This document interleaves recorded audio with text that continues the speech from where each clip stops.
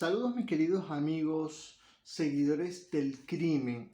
Hoy les traigo el mayor asesino serial ruso, mejor conocido como el Depredador. Estoy seguro que les va a encantar, así que no deben perdérselo. Sígueme.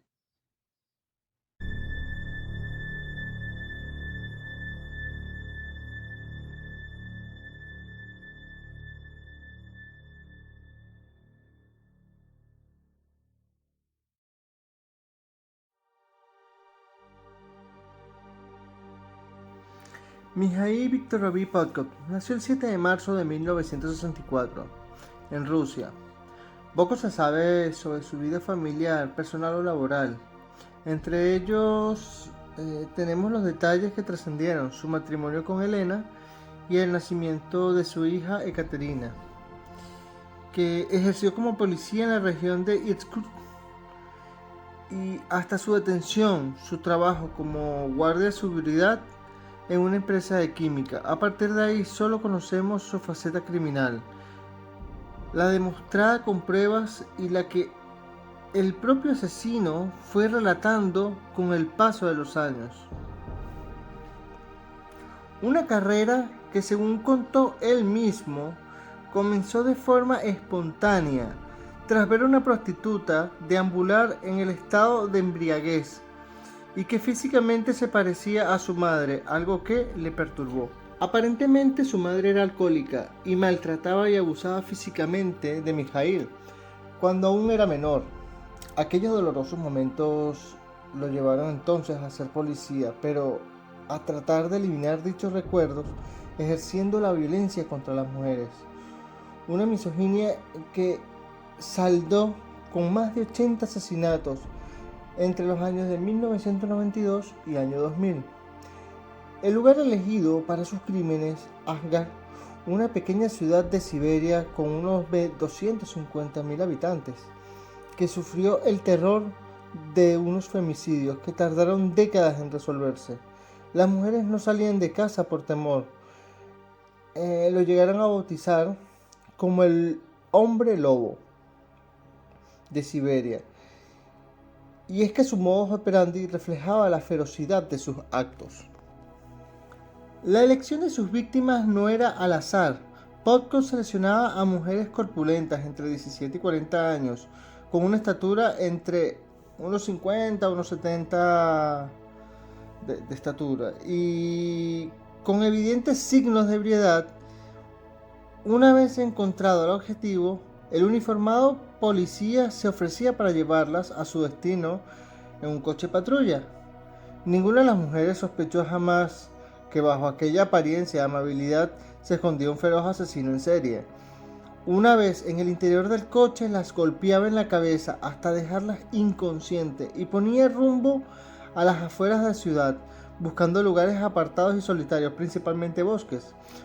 Una vez solos, las desnudaba y las ataba con cualquier objeto punzante, utilizando desde hachas, cuchillos, punzones, destornilladores, hasta garrotes, martillos, bate de béisbol, tacos de billar. Necesitaba hacerla sangrar.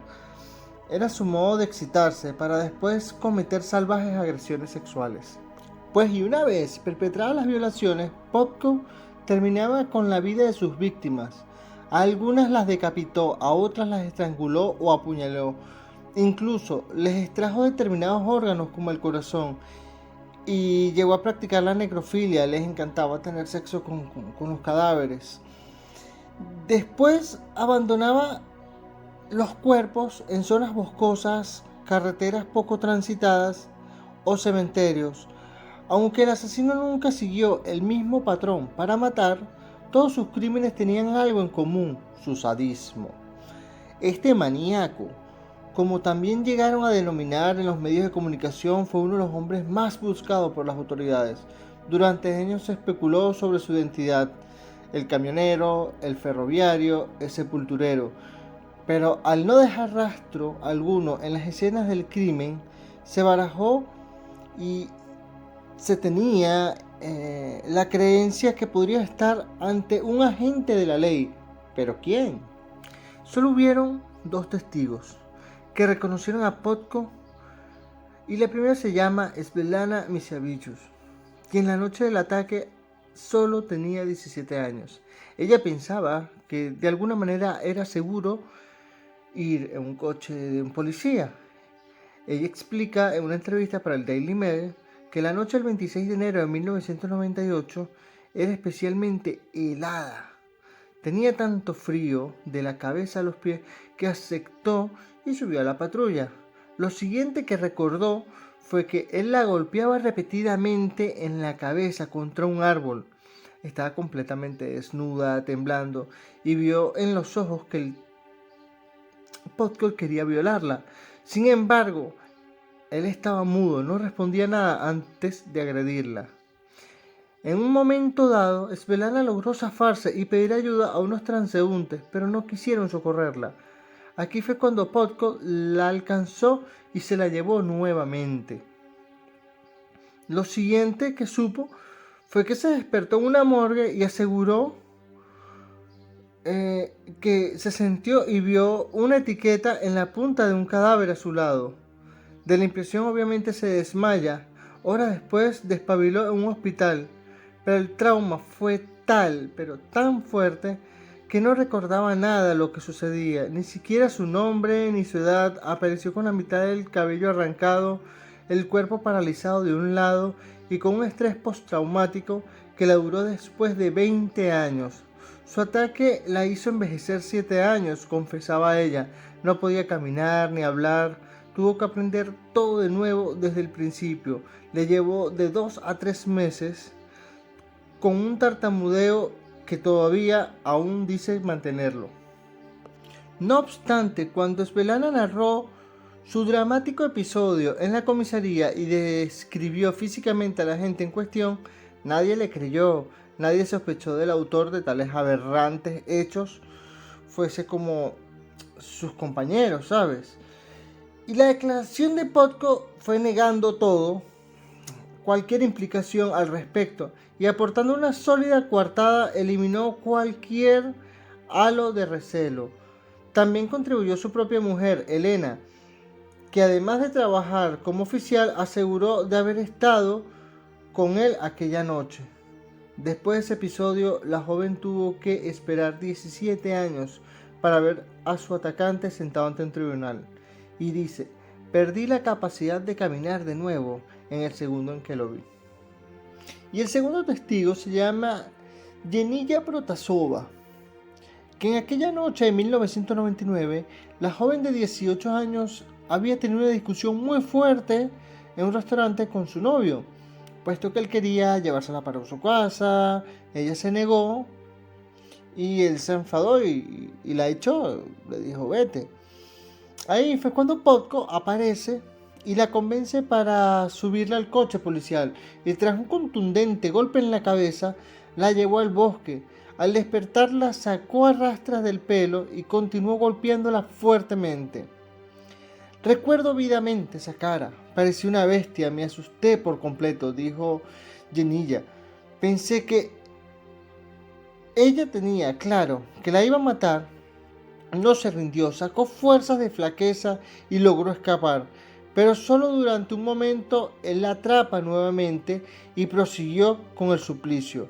Entonces todo se volvió negro, hasta que despertó en el hospital de Irkutsk, que había sobrevivido milagrosamente. Los asaltos a Yeniya y Svetlana no fueron los únicos que consumó.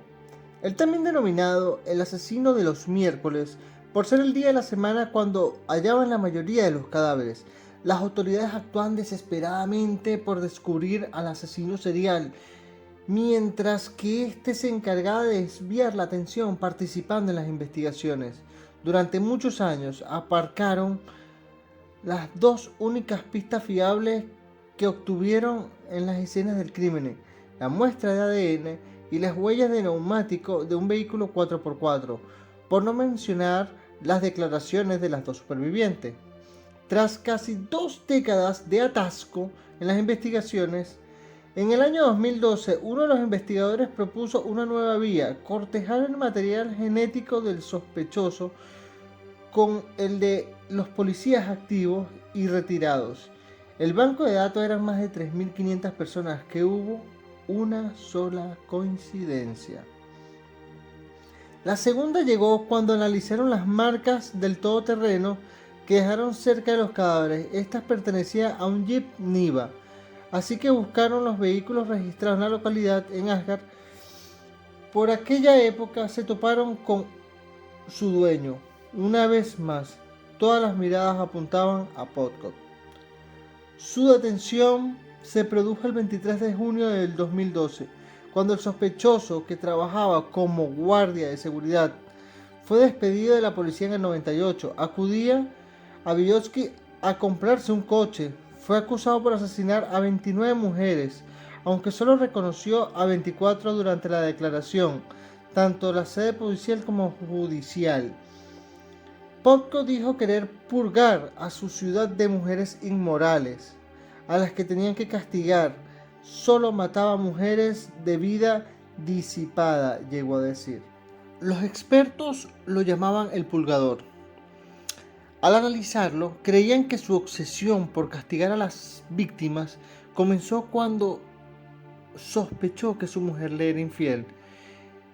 Era su forma de vengarse, aunque se trataba de una teoría porque el acusado jamás lo confirmó.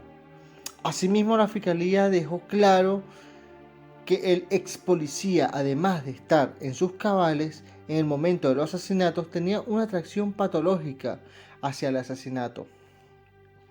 Yo podría decir una necesidad patológica de matar a la gente, que incluía aspectos totalmente sádicos.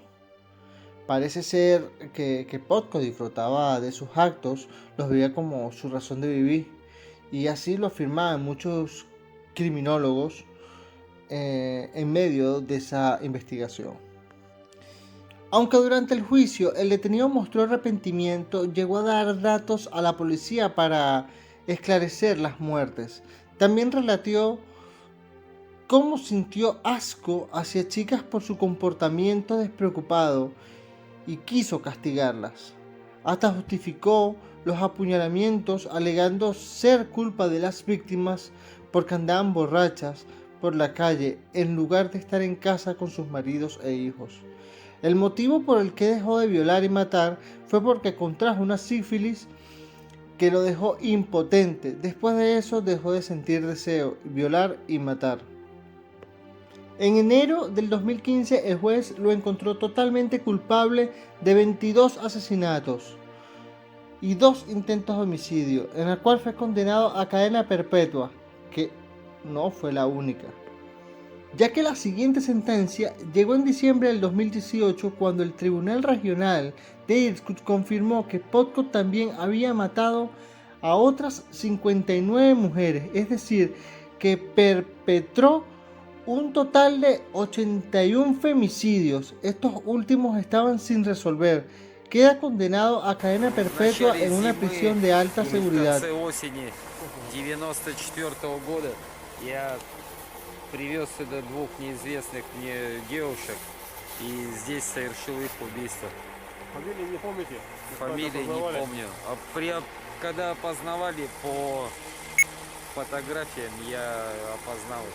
Что вы здесь с этими девушками предусловно Распивал спиртное с ними, и потом произошел конфликт, после чего я совершил. Gracias a la crisis mundial, que obviamente nos está afectando a todos con el tema del corona, Podkop se encuentra haciendo uniformes y mascarillas. Y una apreciación muy personal es que es impresionante cómo en la actualidad aún existe alguien que puede haber superado al ucraniano, el carnicero Chikatilo, con 53 asesinatos, o al asesino del ajedrez con 48, y de alguna u otra forma deja perplejo. Sin más, así concluyo, deseándoles una grandiosa semana y espero que haya sido de su gusto este video. Hasta pronto.